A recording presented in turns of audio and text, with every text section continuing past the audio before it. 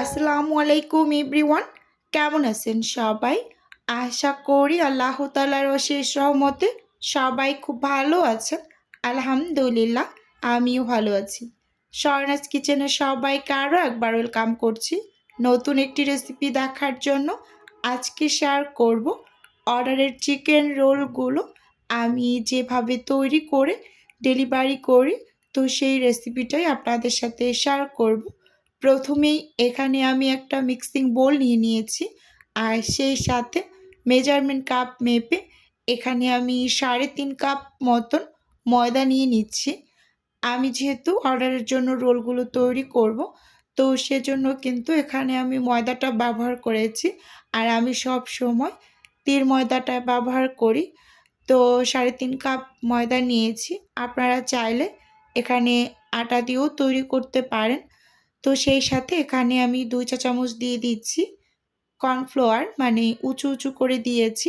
একটু বেশি স্বাদের যদি করতে চান রোলের শিটটাকে, তাহলে এই রেসিপিটা ফলো করে তৈরি করে খেয়ে দেখবেন, মাশাআল্লাহ ভীষণ টেস্টি হয় খেতে। তো সেই সাথে 1.5 টেবিল চামচ দিয়ে দিচ্ছি চিনি, এবং 1 চা চামচ দিয়ে দিয়েছি লবণ, এবং সব শেষে এখানে অ্যাড করে দিচ্ছি 1/3 কাপ গুঁড়ো দুধ। গুঁড়ো দুধটা অবশ্যই দেওয়ার ট্রাই করবেন, খেতে ভীষণ টেস্টি হয় রোলের শিটটা। আমি তো মাঝে মাঝে খালি খালিও একটু খেয়ে নিই 2-1টা তৈরি করে প্রথমে। তো এই যে দেখুন, এবার কিন্তু উইক্স দিয়ে এই শুকনো উপকরণগুলোকে খুব সুন্দরভাবে একটু মিশিয়ে নিয়েছি। এতে করে ময়দার ভিতরে যদি কোনো শক্ত অংশ থেকে থাকে তাহলে সেটা কিন্তু ভেঙে যাবে। তো এবার এখানে আমি পরিমাণ মতো পানি দিয়ে ব্যাটারটাকে তৈরি করে নেব, কিন্তু পানিটা একসাথে ব্যবহার করব না, মানে অল্প অল্প করে পানি অ্যাড করব আর উইক্স দিয়ে এভাবে নেড়ে চেড়ে মিশিয়ে নেব। অবশ্যই অল্প অল্প করে পানি অ্যাড করে ব্যাটারটা রেডি করবেন, তাহলে কিন্তু এই যে ব্যাটারটার ভিতরে মানে গুটি গুটি কোনো অংশ থেকে যাবে না, খুব সুন্দরভাবে ব্যাটারটা রেডি করতে পারবেন অল্প অল্প করে পানি অ্যাড করে যদি তৈরি করেন। তো এখানে আমি 2টা ডিম ভেঙে দিয়ে দিয়েছি। এবার খুব সুন্দরভাবে উইক্স দিয়ে নেড়ে চেড়ে মিশিয়ে নেব। এভাবে রোলের শিটটা তৈরি করে আপনারা যে কোনো রোল বানাতে পারেন, সেটা হোক চিকেন রোল বা ভেজিটেবল রোল, দারুণ লাগে খেতে। ট্রাই করে দেখতে পারেন। তো খুব সুন্দরভাবে কিন্তু এখানে এই যে ব্যাটারটাকে আমি রেডি করে নিয়েছি। আর এর ঘনত্বটা দেখে নিশ্চয়ই বুঝতে পারছেন যে আসলে ব্যাটারটা কেমনভাবে তৈরি করতে হবে।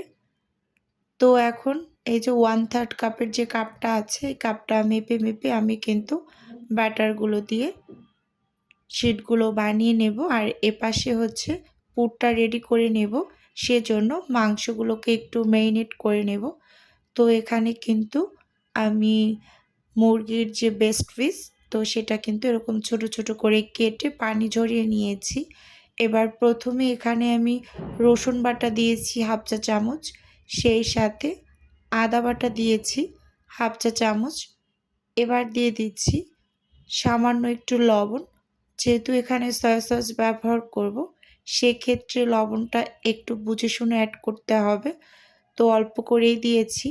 এখানে আমি 1/2 চা চামচের মতো দিয়েছি লাল মরিচের গুঁড়ো, সেই সাথে টালা জিরার গুঁড়ো দিয়ে দিচ্ছি 1/2 চা চামচ, এবং ধনিয়া গুঁড়োটা দিয়ে দিচ্ছি 1/2 চা চামচ, এবং সব শেষে এখানে অ্যাড করে দিচ্ছি গরম মশলার গুঁড়ো 1/2 চা চামচ। এবার দিয়ে দেব সয়া সস, 2 চা চামচের মতো সয়া সস দিয়েছি।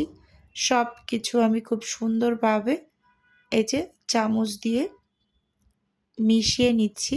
এই কাজটা আপনারা হাত দিয়েও করতে পারেন। যেহেতু আমি অর্ডারের জন্য কাজ করি, হাতটাকে যথাসম্ভব কম লাগানোরই চেষ্টা করি। তো দেখতেই পাচ্ছেন খুব সুন্দরভাবে কিন্তু আমি এটাকে ম্যারিনেট করে রেখেছি। আমার হাতে যেহেতু সময় নেই, আমি সাথে সাথে অফিস কিনে পুরটা রেডি করে নিয়েছি। এবার চুলোতে একটা প্যান বসিয়ে আমি শিটগুলোকে তৈরি করে নেব একটা একটা করে। তো প্যানটাকে একটু তেল দিয়ে মুছে নিয়েছি। আর চুলোর আঁচটা কিন্তু একেবারে লো করে রেখেছি, দেখেই বুঝতে পারছেন। এবার কিছুটা পরিমাণ ব্যাটার দিয়ে এই যে একটা শিট কিন্তু আমি বানিয়ে নিয়েছি। আর শিটটা কিন্তু বেশ বড় সাইজ করে তৈরি করেছি। ভালোভাবে লক্ষ্য করলে কিন্তু বুঝতে পারবেন। আর একটা শিট তৈরি করতে কিন্তু অনেকটা বেশি সময় লাগে না। একেবারে পুরোপুরি যখনই উপরটা ড্রাই হয়ে যাবে, তখন স্প্যাচুলা দিয়ে আলতো করে চারপাশ থেকে একটু ছাড়িয়ে তারপর শিটটাকে কিন্তু আমি তুলে নিয়েছি।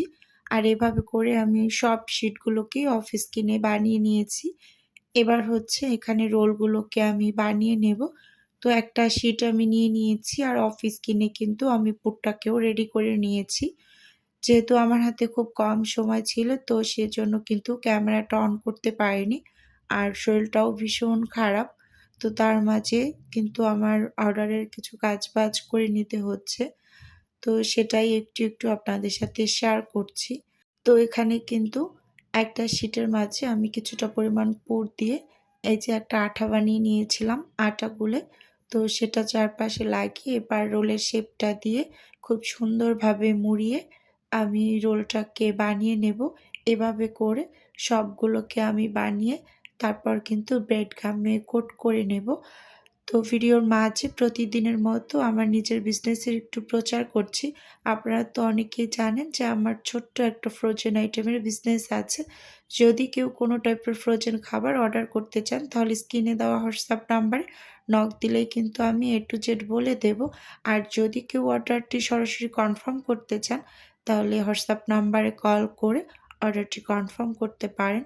তো এখানে কিন্তু আমি এই যে ব্রেড গামও নামিয়ে নিয়েছি। এটা আমার ডিপ ফ্রিজে তৈরি করা ছিল।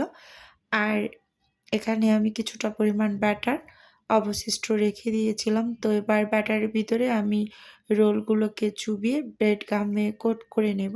তো আমি সবসময় কিন্তু অর্ডারের রোলগুলো এভাবে করেই তৈরি করি।